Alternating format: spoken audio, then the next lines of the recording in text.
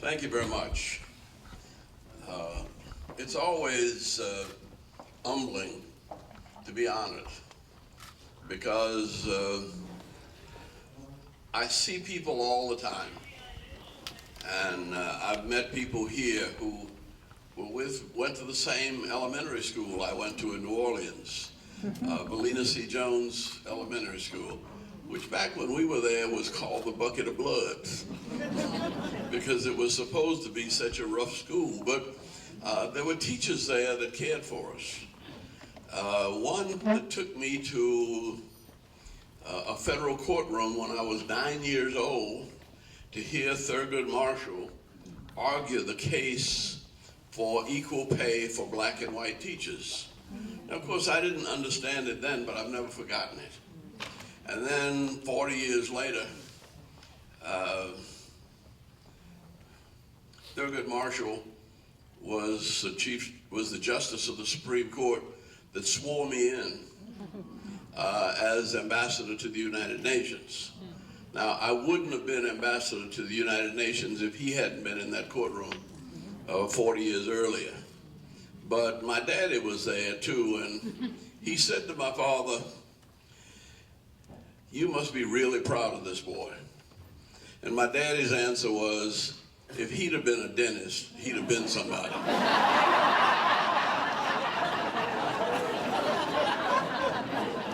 My daddy always wanted me to be a baseball player and a dentist. And I love science and I love sports, but I was in the city and he grew up in the country and we didn't have a place to play baseball.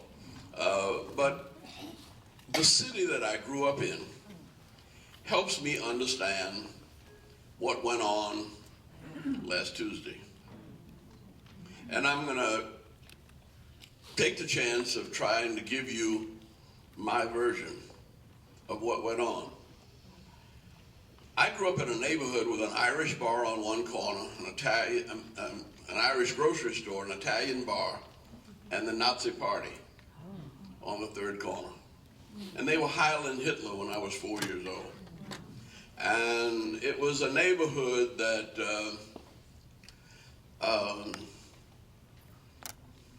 well, I loved. And yet, it was segregated. But, and I could not go to church. If I went to church with any of those Italian or Irish kids that I was, or German that I was playing with, I'd have to sit in the back row. I couldn't go to the same schools they went to. My parents did vote, though, back then. And my parents were the only ones in the block that had been to college. And that was because of Christian churches. We all had a missionary upbringing that gave us education even before the end of slavery, and I don't know how that happened.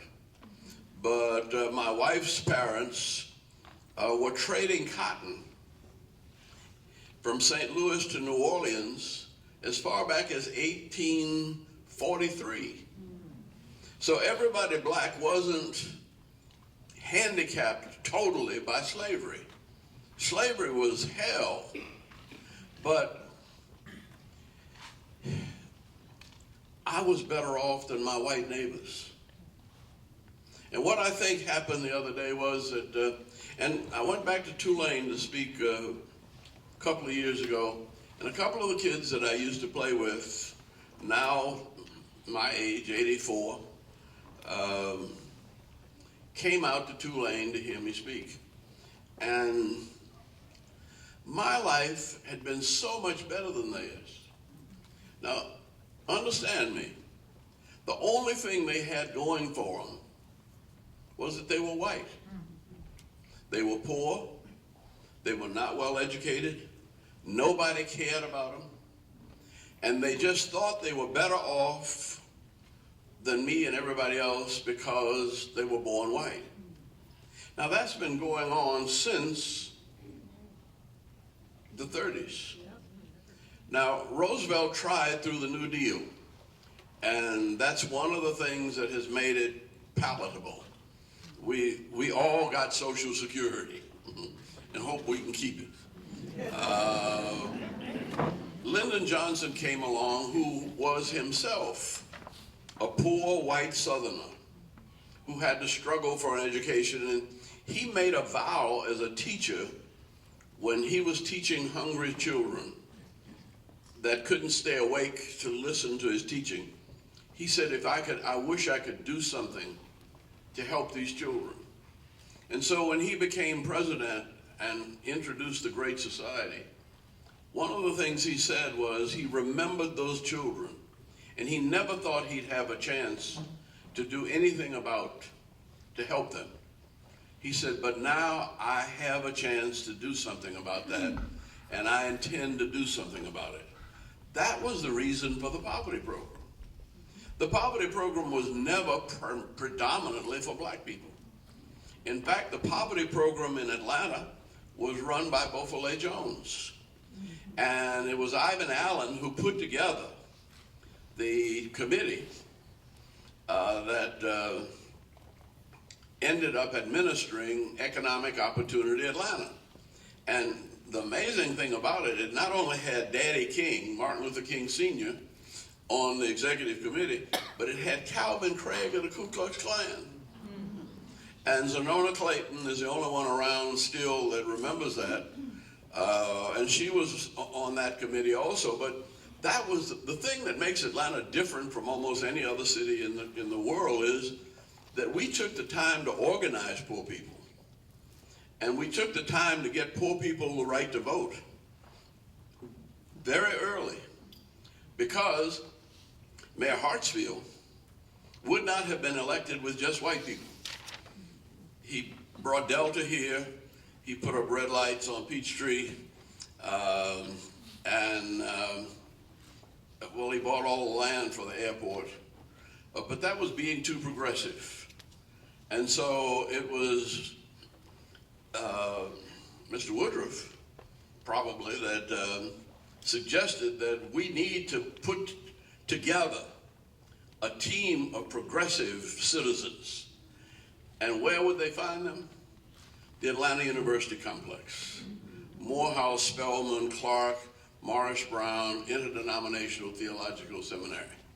And that coalition, black and white together, has taken on problems that have destroyed other cities. I see Brad Curry back there, and he was one of those who met as, I guess you would, with SunTrust back then. Trust Company of Georgia. Hmm? Trust Company of Georgia is what it was. It's SunTrust now. But they would meet one Saturday morning a month and talk about the problems of the city. And we didn't have riots. And the reason we didn't have riots, I remember, was that there were 12 white and 12 black businessmen that they said, well, what's causing these riots? No jobs. So they created 6,000 summer jobs for kids who would be in the streets. We opened up Camp Best Friends for children to play in our parks. And we really looked out for people in the city of Atlanta. But the people on the outskirts of Georgia, the people down where I pastored in Thomasville and Beachton, Georgia, the people where my first church was in Marion, Alabama, they didn't get those kinds of benefits that we got here in Atlanta. And for the most part, they have been neglected, and the only thing they have been called upon to do is fight wars and struggle. Now, they have watched America get richer and richer. The thing is that they blame us for getting rich. Now, I am not rich, but they see basketball players making $115 million. They see the rappers making hundreds of millions of dollars on records. But they don't see all the rich white people. And they got the impression that America was only helping black people and was neglecting all of the poor white people. So everything that Donald Trump said that made rich white people mad made them happy. Somebody's finally telling it like it is. And he's not. That's the tragedy. He does not know poor or understand poor white people or poor black people. But the Lord works in mysterious ways, and I know you didn't come here for political lesson, but he has already said, now, you may not like Newt Gingrich or you may like him. I've been able to work with him. Newt Gingrich got a PhD in African studies when he used to be a liberal. And so he and I worked very well together in Congress, Jack Kemp and Newt Gingrich. When we couldn't get any of the liberal white Democrats to go on a bill for something, see, Atlanta's a city of enterprise zones. The airport is an enterprise zone. It doesn't cost you a penny. See, all out there on Fulton Industrial Boulevard is an enterprise zone. Around the every mass transit station, 1/2 mile radius of every mass transit station is an enterprise zone. What does that mean? That public and private people can come together and they can plan what to do with that area, and then they can borrow money, not getting money from Washington, but they borrow money from Wall Street. So that's why when people say everything on Wall Street is bad, you know, we can't agree with them in Atlanta. Because the Atlanta airport probably cost us $20 billion over last 25 years. But since 2010, it has made over $20 billion every year. It was $38 billion in 2013. It's probably getting close to $40 billion now in terms of, and look, it attracted, I think Brad and I went to Sweden together. And Joe Frank Harris and I went to Japan together. And we went around the world because there's no shortage of money in the world. Everybody's just scared to trust their money with anybody else, including their own governments. So we said, look, you can trust your money into Atlanta, and your money will be safe. We are honest, and we are efficient. We got smart people here. And we know that you can make more money honestly in a growing economy than you can steal from a dying economy. And it's not that we all that good. We just got good sense about money. And so that's the reason money has poured in here. And we have insisted from Maynard Jackson on that everybody share in the blessings. Now, Maynard got in trouble because he said every contract ought to be at least 25% minority or female-owned company. Now, there were no women making any money from the city or the state when Maynard started that. Now it's different. They're women-owned companies. They're black-owned companies that are doing well. When we got to the Olympics, I said, look, we're going to raise about $2 billion. I think maybe 40% of it ought to be in joint ventures.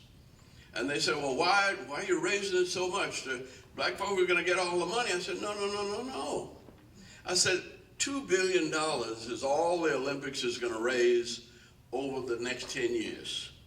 But if we get the Olympics, there will be 10, 15, $20 billion coming in here every year. And white business will get 90% of that. Now, if we start fighting about 40% of $2 billion, we're going to lose 90% of $10 billion. And we're too smart for that.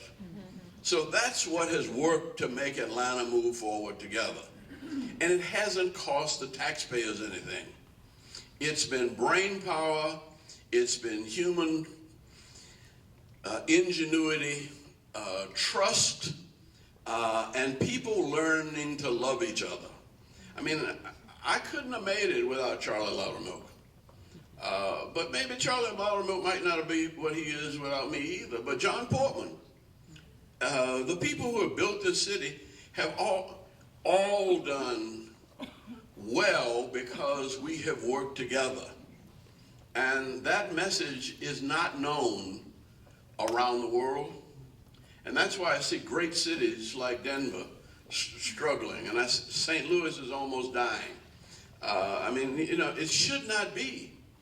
But what I'm describing is what, all the way back to Mr. Woodruff, and Mr. Woodruff said it, and Ivan Allen said it, but I think the idea came from a lady by the name of Helen Bullard, that some of you might remember. She was one of the smartest people I've ever known. And the idea of a city too busy to hate, when everybody hated everybody. But if you put $4 million into advertising, we'll believe it. And we start believing. We loved each other.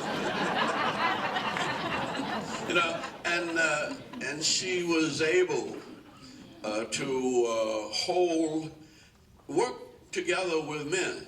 Ingrid Saunders Jones came along after her. And it looks like men run this town, but don't believe it. Nothing would have happened in City Hall without Shirley Franklin. You know, and behind every successful man, there are about 25 or 30 women working their behinds off, making him famous.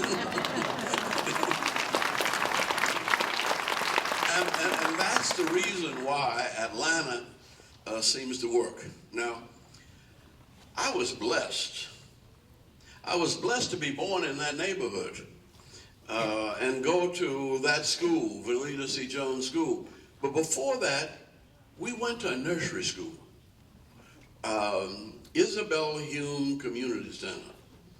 And what that nursery school did for me, related to our church, Central Congregational Church, it had me reading at 3rd or 4th grade level by the time I finished kindergarten. So I never had any trouble in school. That's why we believe in daycare. We believe in pre-K. We believe in the work that can happen in our churches, because I think it's when you're very, very young that you develop a sense of self-esteem. And education is not knowledge. It's not somebody pouring information into you. Education is bringing out of you what God has put into you. And that happens better in a nursery school, in a kindergarten, in a church, than it does in a public nursery or a private nursery, unless just something like the YMCA, which is a combination of all of them. And so I think that what we see, and let me get back to my friend Donald Trump, because we have an expression that the devil made it for evil, but God turned it to good. Is that right, Reverend? He got together up there in SunTrust Plaza, some of his advisors, and they have decided that they're not going to end the precondition part of the Obamacare, that you cannot be rejected for being sick already. They rejected my son and his daughter because she had Alabama Blue Cross Blue Shield. He had Georgia Blue Cross Blue Shield. And when they moved here, she dropped hers, but she got pregnant in Alabama, and they didn't want to recognize it here in Georgia because pregnancy was a pre-existing condition. But they both had Blue Cross Blue Shield. It was just, now, that will not change. They'll wipe out those differences. The other thing that'll happen is that all of the states that would not take money. We have $14.9 billion sitting up there in Washington. All the governor had to do was sign his name, and all of that money would have come here to all of the health care centers. We're not closing health centers in Georgia. The health scene in Georgia is probably stronger than it's ever been. Grady looks better than it ever has. Emory is expanding all over the place. Piedmont, but down South Georgia where I pastored, they closing down centers only because the legislature wouldn't just sign and take that $14.9 billion. Well, now that Trump is president, they're going to sign. And once all of that money starts going into not only Georgia, but Alabama, Mississippi, Louisiana, Texas, South Carolina, North Carolina, and Virginia, that will make we can't call it Obamacare anymore. Whatever you call it, it'll mean that there'll be enough people enrolled in the system so it'll begin to bring the prices down. See? Now, the Lord is wonderful.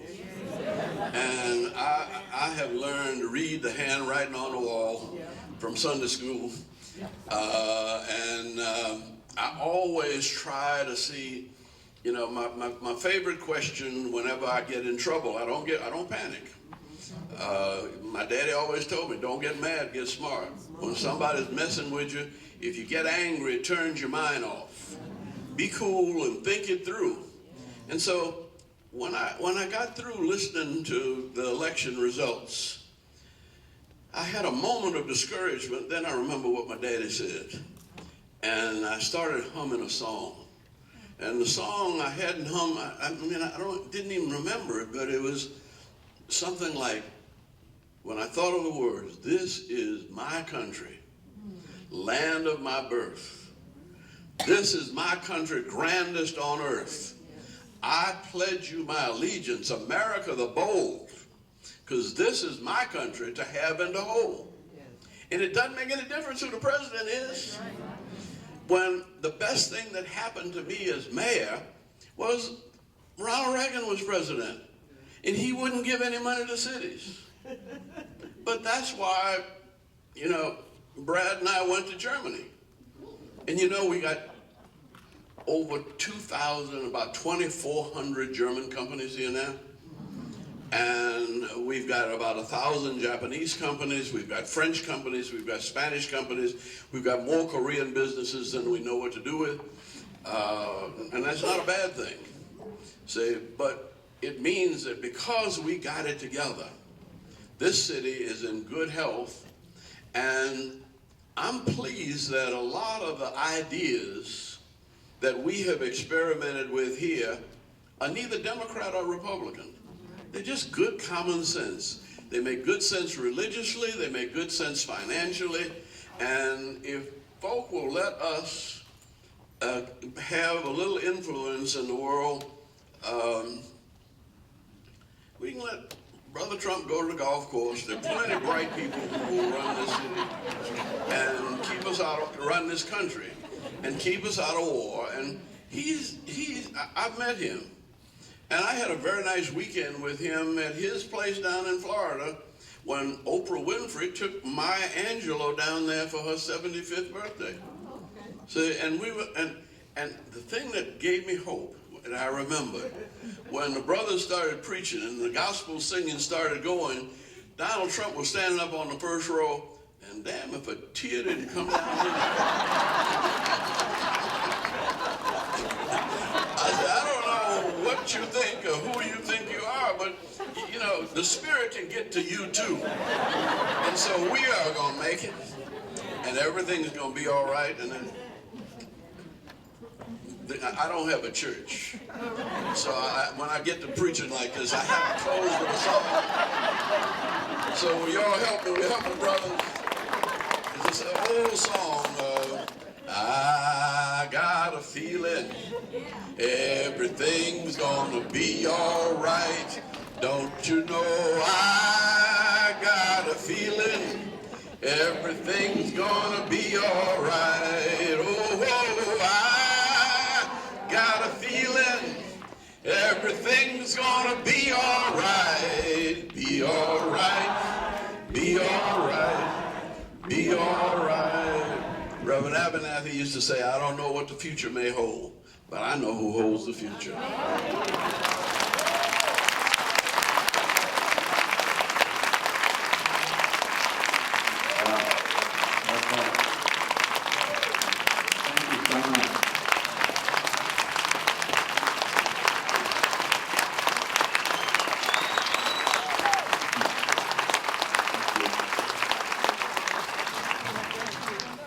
Oh, it makes me so nervous when we start having these preachers up here. You know, I went through seminary with several folks of us went to Southern Seminary at different times, of course. And it was scary while I was there, and it's been scary ever since. So, but yeah, it does keep me humble. But also, I'm seeing a lot of board members out there, so that makes me a little nervous too. So I don't act right. Oh, I have so many things that came to mind just reading about your history and so many things that you've done. It's just incredible to sit here with you and just to appreciate you for everything that you've done and the history. It's just amazing. And I hope that you feel that just being in this room this afternoon. It's just to believe that we're living right here in the cradle, you know, the civil rights movement. And just what that means to us and the history, it's so much bigger than I even understand myself. But I know it's important and I know it's special. And I know that we can continue learning from it. So I want to jump right into, I kind of changed around some of my questions. As you grow older, I want to talk about aging, because we have 19 elders. And when we say elders, we don't mean elderly. Elderly means a chronological age, right? But when we say elders, we mean somebody that's still growing, that still have purpose in their life. And so we're all elders, but we're recognizing 19 elders out of 126,000 elders, older Georgians that our members serve every year. So you are 19 out of 126,000 older Georgians that our members serve every year. It's a lot to be proud of. We have about 160 mission-driven organizations that are our members, and most of them are faith-based organizations as well. So as you grow older, I want to know, what I'm curious about is, are you discovering anything new, either about yourself, your style, your focus, or what are you discovering that's new for you? Well, I don't know how new it is, because I've discovered how blessed I am. And how blessed I was with all of the troubles that I had growing up. That growing up in that neighborhood, I used to think I could get killed, you know, either in school or in my neighborhood for nothing. But it taught me how to negotiate evil. Because it was no joke that the Nazi Party was on the corner. If you think the Ku Klux Klan was bad, the Nazi Party was even worse. See, now when I first went down to Thomasville, and John Wesley Dobbs asked me to lead a voter registration drive, I didn't think anything of it until about 200 Klansmen showed up on the outskirts of town. Fortunately, I saw them before they saw me, and my first thought was, baby, get the gun. If they come here, you know, to lay a cross, burn a cross, they're going to have to kneel before it. So my wife said, no, I can't do that. I said, what do you mean? You're a very good shot. You're a country girl. She's better than me. She said, yeah, but I can't point a gun at a human being. I said, that's the Ku Klux Klan. What are you talking about? She said, and you're supposed to be a preacher. I said, what's that got to do with it? She said, if you ever forget that under that sheet is the heart of a child of God, you don't have any business preaching. I said, damn, woman. But she forced me to think, and what we did was we got together with some of the black elders in the community, and we went to the mayor who owned the hardware store and talked to him about it. He got on the phone and called Sunnyland Packing Company and Flowers Bakery, the two leading employers, and they got on the microphone in their workplaces, and they said, we haven't had any Klan troubles in this town. We don't need any. I hope you all will not go to these rallies. And they said, you're working black and white together here, and that's the way we want it to stay.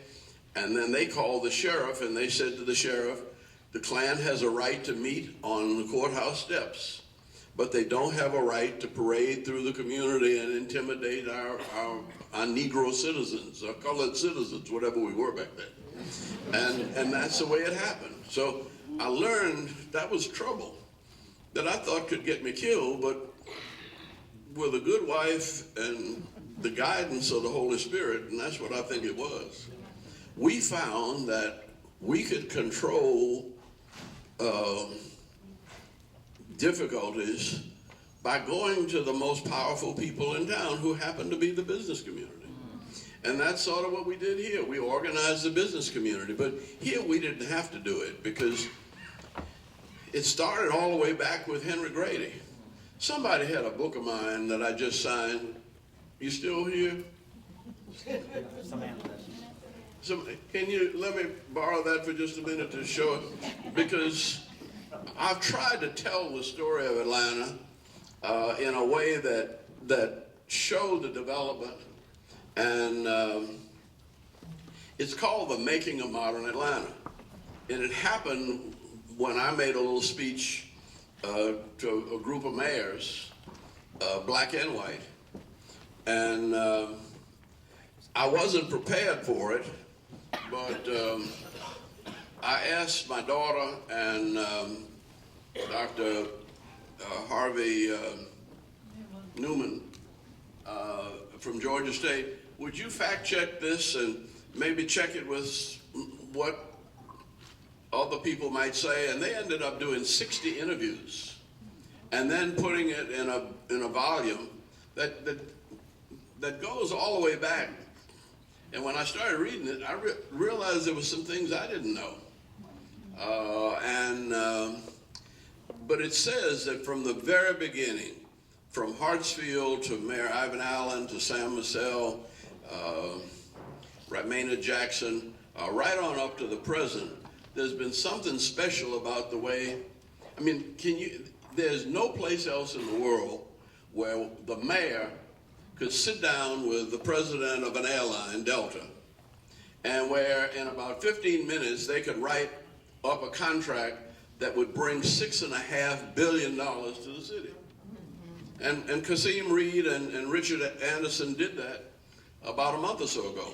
Now, comparing that, Heathrow is supposed to be, that's what we thought was the best airport in the world years ago. They are fighting to build a third runway. The thing that Kasim and Richard Anderson signed is to build the 6th and 7th runway, to build a new terminal, because these new planes that are coming in are 3 stories tall, so they're too tall for so we got to build another terminal, and then they're going to add a hotel out there for business meetings. All of it will pay for itself. None of it will cost the taxpayers anything. And that's the way Atlanta's been doing business all the way back to the earliest days. As you continue through your aging journey, what do you think is going to become more and more important to you? Have you thought about that? Yeah. You know, when Barack Obama became president, he said that he called himself paying tribute to us as the Moses generation. But he said, now the Joshua generation is going to take over. And I said, well, that's all right with me, because Moses was 80 when the Lord called him. And I wasn't quite 80. I said, I got at least, I said, I don't want to think I can keep up with Moses and go 40 years in the wilderness, but I believe I can make 20. And so, and then Dosh Jackson, whom we honored here tonight, he was in sound mind and good health till he was about 105. And then I don't know whether you remember Ann Cooper. Ms. Ann Cooper led senior citizen aerobics until she was 100. And she was almost 107 and was going strong until she slipped and broke her hip. And so I think that I don't fear old age. I look forward to it. But you talk like I'm old? I'm laughing because, I mean, I don't know. But here's the thing I'm learning. I got to watch my diet. See, I can make it if I'm 25 pounds lighter, and I got to bet on with my son that I'm going to lose 25 pounds before Christmas. And the incentive is he's going to have to give $1,000 a pound to my favorite charity. Only I got to lose the weight because I ain't got $25,000 to give to his But the other thing is water. You got to drink water. And I've been doing a lot of experimenting with water in terms of a couple of fellows from Georgia Tech started drinking hydrogen water. And the water with an extra molecule of hydrogen in it, which you can get at Seven Under and probably over there at Whole Foods too. But the thing is that the extra hydrogen molecule takes out some of the free radical oxygen and helps you with inflation. Well, not inflation, inflammation. And so if I'm drinking my water right, my knees don't hurt as bad. I sleep better. And you have to stay hydrated. And the fact that you have to go to the bathroom assures you're going to get some exercise.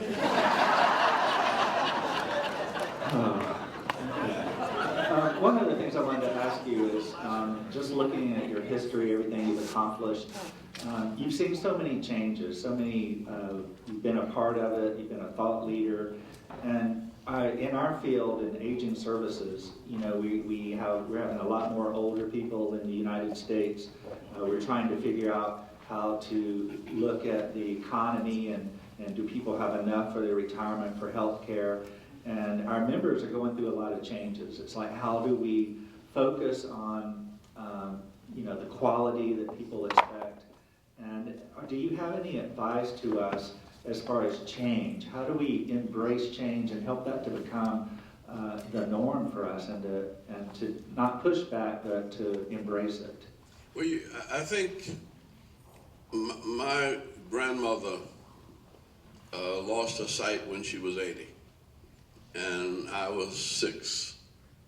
And she prayed every day to die. And fussed with the Lord for not bringing her home. She didn't know what she was there for. But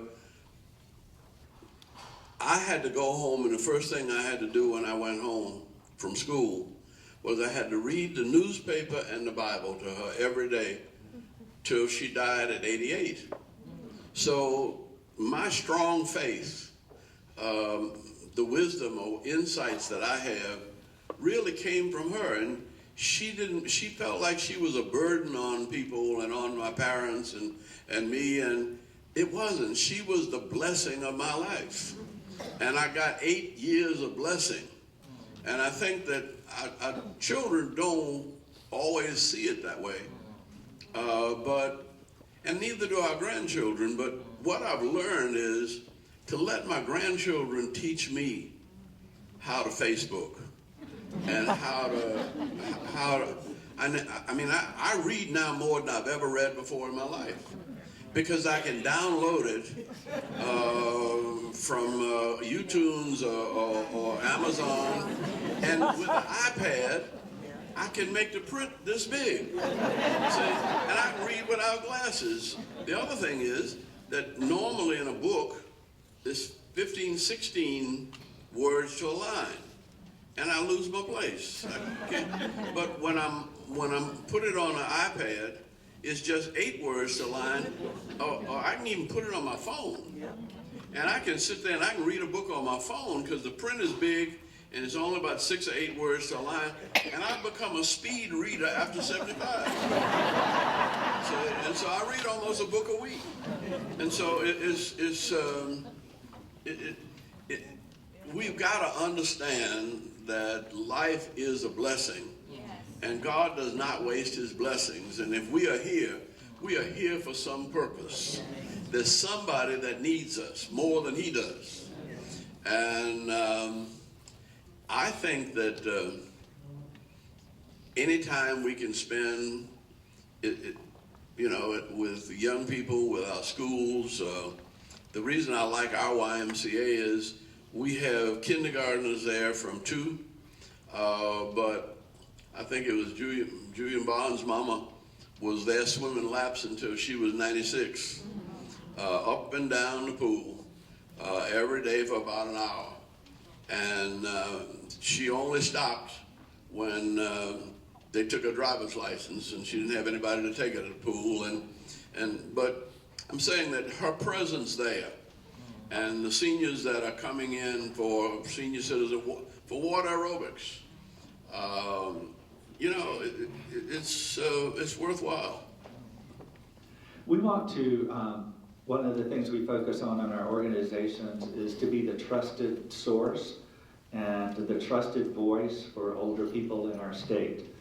Do you have any advice on how to build trust and maintain trust in our work as mission-driven organizations that are focused on quality of care and services and trying to have an impact on older Georgians? Any advice about that trust factor? Well, I think we have to change our opinion and stop thinking of ourselves as old or tired or weak, and think of ourselves as wise and faithful. And there ain't nobody around here under 50 that knows as much about the Lord and the future as you do.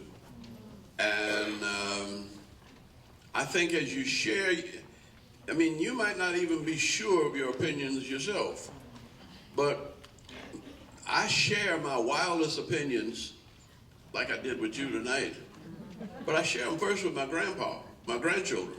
Because they say, "Papa, you are crazy." I said, no, stop and think. Let's go over it again, see? And they get mad with me. When I call the Black Lives Matter kids, I said, "These are some unlovable little brats, but we got to love them anyway." I got calls from my grandchildren. "You can't talk like that." I said, "But it's true. But you can't say it. You embarrass us. We always apologize." I said, "You don't have to apologize for me." See, stop and think about what I said. It's never going to be easy, but when you look at the people who have done really creative things, some of them are young, but many of them, it was in their later years, that whatever it was that they believed in, that they dreamed, began to come true. Can you just tell us real quickly, what is one of the most meaningful moments for you? What comes to mind in your lifespan on the many things that you've done, the many lives you've touched? Is there one that kind of stands out as the most meaningful? Well, when my daddy put me out the house. No, but it connected. That when I told him I was not going to be a dentist, he said, "Well, I've given you all the education I believe in." He said, I just wish.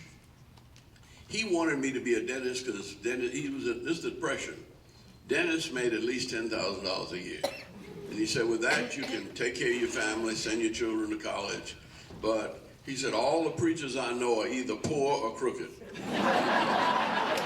And he said, and I don't want you to be either. And I said, well, you don't have to be. He said, yeah, but if you're going to be a preacher, you go on your own. Well, I had a kind of, I just gotten out of college, and I didn't know what I wanted to do, but we stopped because of segregation. There again, if I could have stayed in a motel, this never would have happened to me. But we couldn't stay at a motel, so we had to stay at a church-related school in Kings Mountain, North Carolina.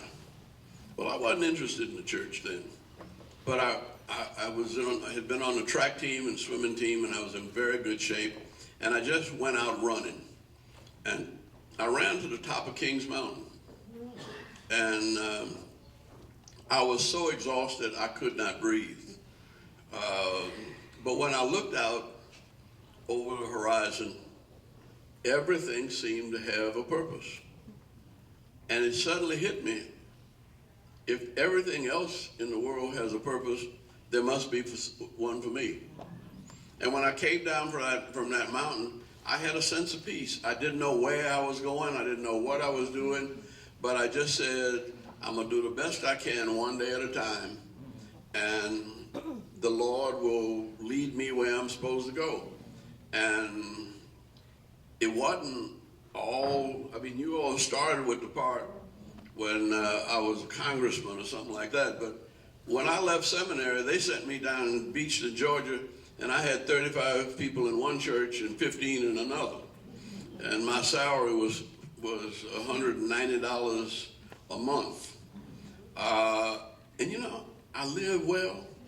I was happy because, they fill my car with watermelons and sweet potatoes when I'd ever visit. If they killed a hog, they would save me some ribs. It was, but most important was that I think they told me, Brother Cottrell, they said, now we know you've been up north to school and all, and that's all right.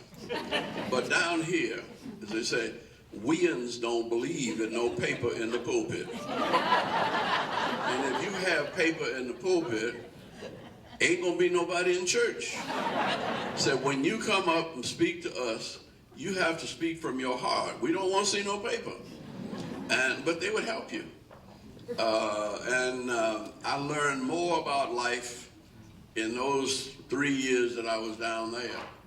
But if I hadn't gone down there, I wouldn't have been invited to do Bible study down in Florida at a segregated conference where there were no black folk, and they wanted to sneak me in and integrate, and I led the Bible study, and next thing I know, they had me in New York, and I was 25 years old and had my own television show on CBS.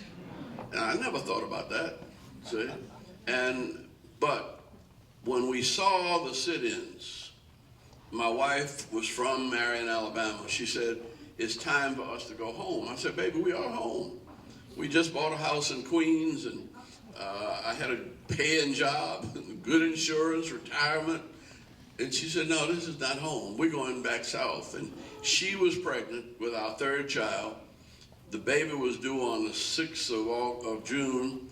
Her master's dissertation was on the 30th of May. And she made me quit my job and sell my house. And so we were just completely, without direction. She got her dissertation, master's finished. The baby was born on time with no problems. And by July, by the time we needed to get out of there, they had a program that the United Church of Christ wanted to sponsor, and they had foundation money, and they didn't know what to do with it, and I suggested we work with the Southern Christian Leadership Conference. And I started with citizenship schools, and lo and behold, I found myself with an office right across the hall from Martin Luther King. And I didn't know him, he didn't know me, but his secretary said, Dr. King has all kinds of mail. People write him about everything. And if you stay here in Atlanta before your wife comes here, you might get in trouble. So you need to take some of this mail home with you and stay up and answer the mail. So she gave me a great big box of mail, And that's what my job was, answering Martin Luther King's mail. And you know, one thing led to the next, but I have never known the day before what I was going to be doing the day that the Lord pushed me into something else. Just one last question before we leave is, as your life continues to unfold for you and you're thinking about yourself and the ones you love, you're sitting here with the key leaders in the Aging Services Network in Georgia. What is it that you want them to know? A challenge, a charge? What is it that you would want to say to them? Well, it's sort of what I say to everybody at every age. Every age has a song. And you remember way back in, everybody here remembers World War II. Remember the Andrews sisters? You got to accentuate the positive, eliminate the negative, latch on to the affirmative, don't mess with Mr. In Between. So, and that was the song for them. And nowadays, the kids have the happy song with Pharrell. I'm happy as a room without a roof, and I'm happy, you know, and everybody has a happy song. Another happy song is, you know, one heart, one love, let's get together and it'll be all right, down from Jamaica. My wife wakes up almost every morning singing, "Oh Lord, I want you to help me." You know, get your song to sing. And when I was in college thinking I was going to flunk out, I would get in the shower and sing, "Nobody knows the trouble I see." And so if you get your song, and the songs, you know, come back to you. And life is a song. And music is you know, is one way God speaks to you. There's some hymns in the movement, when we were really up against it, there was a hymn in the hymn book that came to me, "When through the deep waters I cause thee to go. The rivers of woe will not thee overflow. For I will be with you, your troubles to bless, and sanctify to you thy deepest distress." And it's just, lead kindly light, I do not ask to see the distant scene, one step enough for me. Get your hymn book and a Bible, and accentuate the positive. And believe that everything's going to be all right. The Lord is still on the throne, whether you like it or believe it or not.